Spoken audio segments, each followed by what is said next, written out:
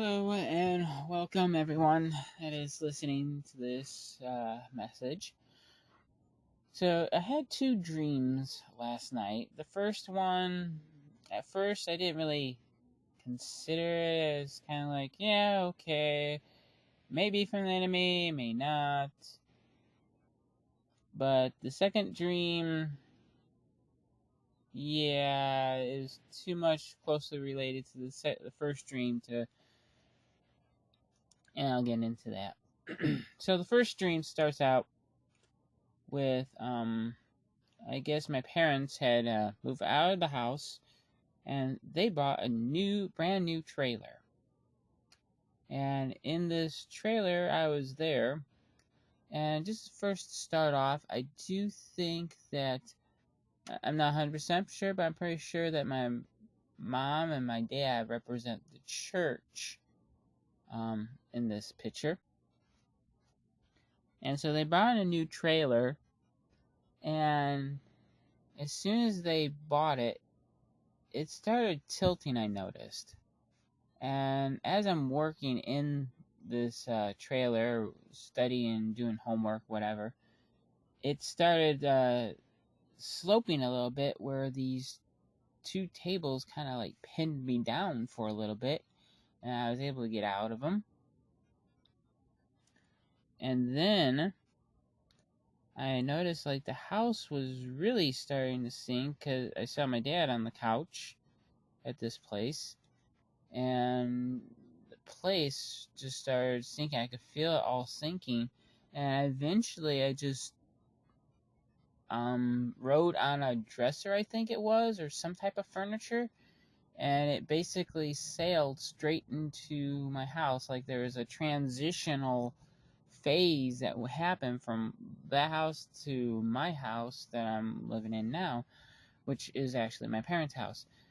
But when my mom came, it's like I guess they had signed over the house to me, but I hadn't officiated all the paperwork yet to make it legally in my name. Like it was signed into my name, so it was legally my name. It just the courts hadn't fully known it, so they had to sell the place or whatever. And my dad's checking the cabinet, and there's nothing really. The cabinet's kind of bare. There's maybe a few items here or there, and the cabinet's pretty bare. But then my niece Kaylee comes in, and kind of with her friend, and her friend's name is Destiny. And my niece Kaylee basically touches my cheek. Kaylee means a roller, if I'm saying this, a roller wreath. Basically, one of those Romans are wearing one of those wreaths. It kind of symbolizes, wealth. It can be sometimes symbolize victory or someone of great importance. All right. So I woke up. I'm kind of like, okay. Didn't really sing. I kind of sung in my heart, kind of deal. If that makes sense. Just a little small worship, not even maybe a verse of some song or whatever. Anyways, I fell back to sleep. So as the dream goes on, I'm like, my mom and dad are in the house, and they said, "Oh, well, we sold the what is it called? The trailer the next day." I'm like, "Oh, okay."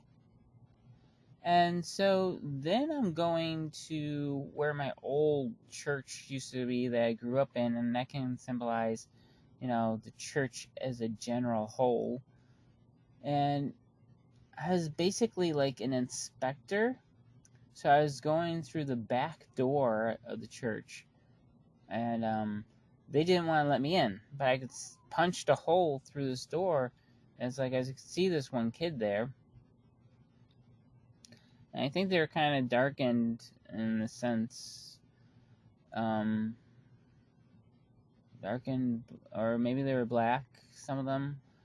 But anyways, I basically was able to remove the door completely, And so then I was signing this log book, and I was noticing there's a few dates where other inspectors had come, and there's maybe a week or two here or there in the past, and I didn't see much to that, but I was signing the book.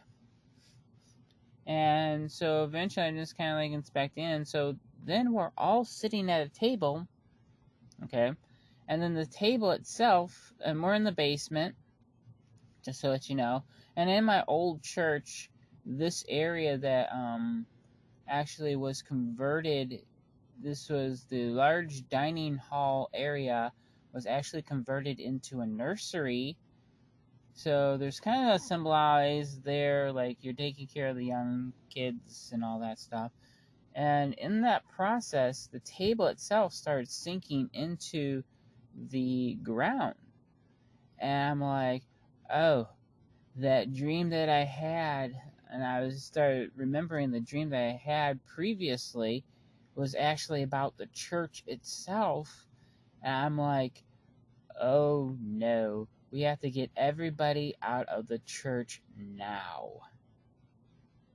Because I knew if the table was sinking, the church itself was going to be sinking. And so I was like, I got to get everybody out of here now before the church sinks. I don't want them to be in the church as it's sinking.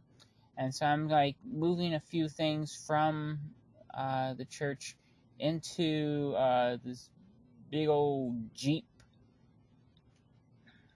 truck. I guess you'd say more of a truck. And I was putting into the sunroof certain things. And one of the things that I noticed that I was putting in there was it was a stuffed snake. And as I'm lifting it up, I was like, this is Mike's snake. Mike, which is Michael, is symbolic of who is like God. And in praying on this, it also I was brought to remembrance how Moses lifted up the snake in the desert, and everybody that looked on that snake was healed. And so I took that snake and put it on through the sunroof of this big truck. I wouldn't say it was a Jeep because the Jeep's kind of like wobbly. This truck is more accurate because it's heavy duty. Like it could go off-road, highway, whatever you want to call it, but it was like brand new. And I was trying to get them all to go into that Jeep, or not Jeep, why do I keep saying Jeep? But this truck. And so that's what I did. And I'm going through the church trying to warn everybody, so I'm starting to go upstairs a bit. And as I'm going upstairs, I go through this one door. Granted, the position of the door would actually technically lead outside of the church. But as I stepped through that door, it wasn't outside. It was actually another room in itself where people were about ready to start praying. And there I saw my old pastor from a church I had gone to, and he has passed away since then, all right? And I'm telling him, as like, well, that's what we're here to do, is to pray. And so I'm telling him about my dream and how you gotta get out. And I'm kind of frantic, trying to warn. And it basically kind of zooms out as I'm telling him. I don't hear what I'm saying to him, but it zooms out because he was actually leading a group of people that were kind of very, very bright in that sense. And as I'm zooming out, there's a multitude of people that are in this room. I mean, I'm going to say not just 1,000, maybe 100,000, maybe more. And I think this may have been symbolic of heaven itself, seeing that he's passed away. A great multitude is kind of what I'm thinking. We're surrounded by a great cloud of witnesses. And I've also heard before about how, the saints in heaven pray for the people on earth. though they have no communications between the two. All right, it's not like, oh, I can just send my prayers up. That's idolatry.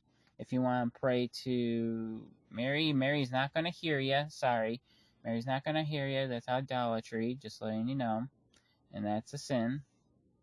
You gotta pray to Jesus. All right. You don't go pray to somebody that's alive right now, do you? You pray to Jesus. So, but I have heard of saints in heaven praying, but not in the Catholic form.